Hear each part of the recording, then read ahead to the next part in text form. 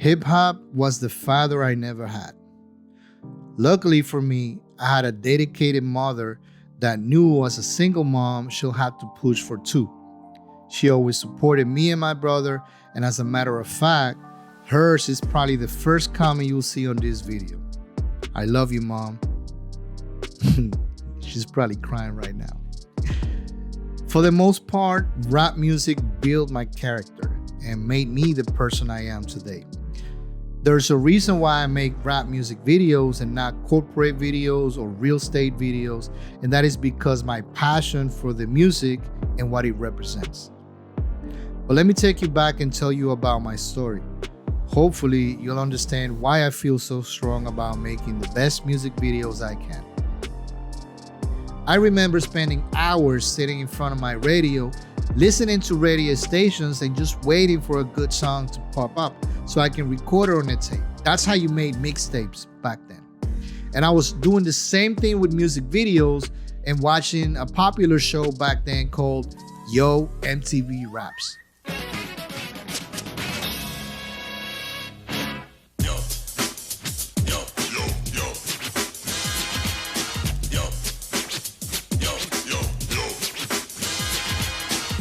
Since there's no footage or pictures about that stage of my life, I'm just gonna fast forward. I first started manifesting this love for music when I was in high school, that I became a DJ. I was the official DJ for all the house parties in my school. None of this was related to rap music per se. We were playing every other genre but rap.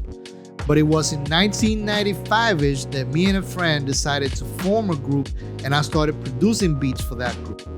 Unfortunately, because we didn't have access to this technology, all of that work is lost forever. It wasn't until 1997 that we had access to recording our own songs, and it took us about 3 years to produce an album. It wasn't an album, that shit had like 5 songs in it. But we were living the dream, we were rappers. Then life came up, and for different reasons, then the group just started fading away until it was no longer a group. Now, I was not only in love with rap music, I was forever a part of it. And around the year 2000, a new solo MC was born.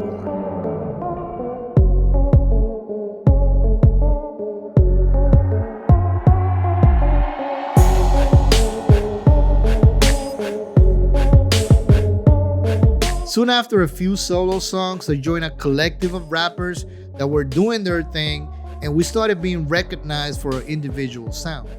Sí habían más personas, porque en verdad era Frecuencia era parte de un colectivo en aquel entonces que se llamaba Disco Duro. Disco que Duro. Ahí sí ya estaba lo que es el 809, ahí estaba Intro Hacker Mate. It was a collective called Disco Duro. The main group was a duo and a DJ called Frecuencia Subterránea. This was one of the hardest group of hardcore rap in Dominican Republic at that point. Then it was me, we had a few other MCs, and we have a few DJs as well. And as of that point, I spent 15 years as 809. To the point that more people know me by Ocho than by my actual name. And that's facts. I can proudly say those were the best years of my life. I was dropping songs left and right, radio shows, interviews, live performance, everything but music video.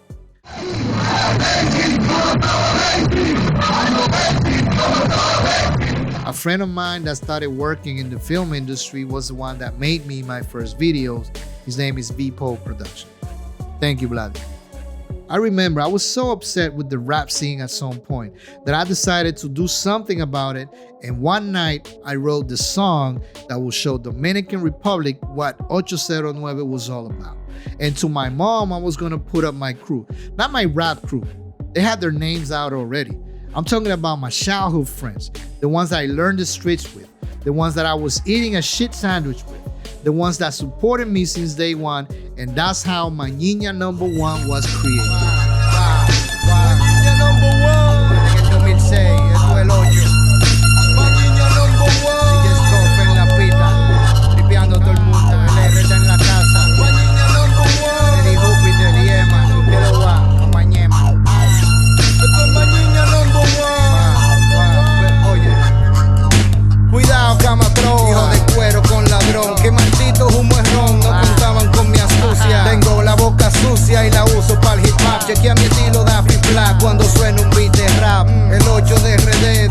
time, I was working with what years later will become DR's most recognized DJ and producer, DJ Scuff. I created this song to be a monument to me, how I grew up, and more importantly, the people that pushed me to be the best that I can. This easily became my anthem song and one of the all-time classics in Dominican rap. Cuidado que mostró mi hijo de cuero con ladrón, que maldito. No contaban con mi astucia, tengo la boca sucia. Lo uso para el hipacho que mi estilo da fifla. El 8 de RD, vive todo el cuarto frío, con un calor encendido y que tupío. Menores, corran como si vienen los motores, si no soben los cañones, que el 8 viene loco caminando en zigzag. ¡Quintán! Después de par de cantinazo, no me valen los plomazos. Ando con el efecto, odiando eso, dispuesto a caer preso, si no me ven un bote, ando de con el trote para que un bolsa me sofoque. Mucho de tiro al mismo tiempo, alucinando y viendo doble. Ando con el efecto, odiando eso, dispuesto a caer preso, si no me ven un bote, ando de con el trote para que un bolsa me sofoque. Traje ropa hombre, con mujeres con bigote. Sigan con atención, manganzón, si me ven con Arizón, ponte cerca la salida, estoy vaqueado por los mañiña. No baje la guardia cuando no da taquicardia, se pone la vaina y pone la el pupilo y lapicero en el papel, así le saco filo. Si se arma el frita, le tapo pluga de mallita y estoy sacando chispas en nombre del hip hop. Y yo con tu DJ por los brazos de pita. Blazing con los ojos racing. Blazing con los ojos racing. Blazing con los ojos racing.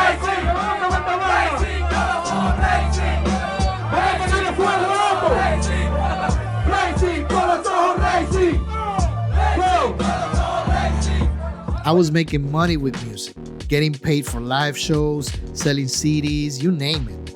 But I figured out that was not the life I wanted. Believe it or not, I didn't want to be famous. Now, there's some reasons as to why, and I'm just gonna say that I hated the nightlife and everything that comes with it. The drugs, women, alcohol, spending all night out. And I started to feel that if I continued down that path, I was gonna lose control. You understand? At that point, I started to slow down the artist in me. No more radio shows. I only went to selective live events. I dropped hot music with some of the top producers in the island that did really well. Fire tracks is the only thing people was gonna get from me. And a few live shows. Around 2010, life started catching up with me. And as usual, things get complicated as you grow older. I've always seen life like stages. You know, you have a stage to go to school, to go to college. You have a stage to, have a family. And if you don't do those things within your stage, then it becomes more difficult to do it later down the line. In other words, when you're young and you have no responsibilities, it's okay to have a hobby. But if your hobby doesn't bring an income down the line, then most likely you're gonna have to drop that, or you forget about having a life. I remember when my wife was pregnant, I had a fucked up job and we could barely make ends meet. I knew the landlord of the building I was working on, he had a show, a TV show, and I approached him to upload his recorded programs to a YouTube channel in exchange of milk and Pampers. Not even money, milk and Pampers. This is when my wife had the best idea ever. Why don't we start managing social media for businesses and we make an extra income? And so we did. Shortly after that, it was going okay. We had a few regular clients, but we started to realize that if we wanted to post quality content, we will have to create that content ourselves. So we bought a camera and we started including pictures and videos for the clients so we can make more money. But Ocho, that's not about rap or music videos. Shut up and listen to the story, all right? This is when I was presented with a professional camera and my video making career began. Since 2013, I'll say, and for the next 5-6 years, I was going to work as a video creator for different businesses. During this time, I learned how to use the camera to create cinematic videos. See now how this ties up with making music videos? All right, keep watching.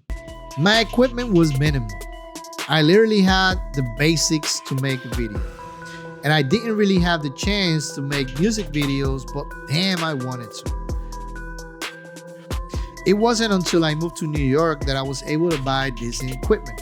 I invested everything I have during my first year in New York to gear up and start making music videos.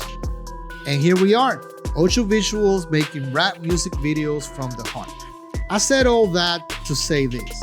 If you're an artist, you really need to understand how to make music your business. Life will catch up with you as well if it hasn't already. And if you don't know how to make an income with your music, life will have you choosing between your passion and your family or your responsibilities. But know this, I am incredibly proud that I was able to make that decision for future me because I knew what was coming. I don't know, there's something about going out, drinking and all of that makes me feel uncomfortable. You know, I enjoy it and I do it sometimes, but most times than not, it makes me feel unproductive. Makes me feel like I could have been sleeping and I could have wake up the next day early to do something for my business or do something for myself. I don't know, it's weird. I hope you take something out of this. I know some of you are watching. And the reason why I wanted to share my story is because of that. Because I want to let you know where I'm coming from and where is this passion I talk about comes from. Now, as always, all of my social... Oh, shout out. Now, this week's shout out is to my man, Chovy. He's a super cool guy with an entrepreneur mindset. He's always looking at ways to make money. He's into a lot of shit. But anyways, he got these fire shirts. I got this one. It says perseverance. Chovy and I met through the music. I think he's a great rapper, and my music got to him, and his music got to me, and we probably exchanged a couple of lines somewhere at some point. But when I moved into New York, this is when I actually got to talk to him more often, and we actually worked on some of his things. He got some Instagram live stuff, and he got me on one of them. Even though I've been here in New York for a few years, I still haven't met Chovy. Can you believe that shit? He keeps talking about he's gonna invite me to a barbecue. Summer is going away, and I still don't have that invite. Anyways, I'll just leave all of his social media in the video description, so check it out. And I hope I earned that like. I hope I earned a like with this story, So if I did, you know what to do. Make sure you show up next Friday for another episode. And I don't know, set an alarm or put a post-it on your fridge. Or you can subscribe and hit the notifications. But if you're a post-it guy and you want to put a post-it on your fridge, that's fine as well. Plus, trust me, I'll make sure you know that other video is coming. I'll make sure you know about that. And I'm after that first 100 subs, so share this video with anyone that will benefit from it, and you'll be making both of us a favor. Go ahead and drop the fire emoji in the comments if you stay till the end, and I'm out.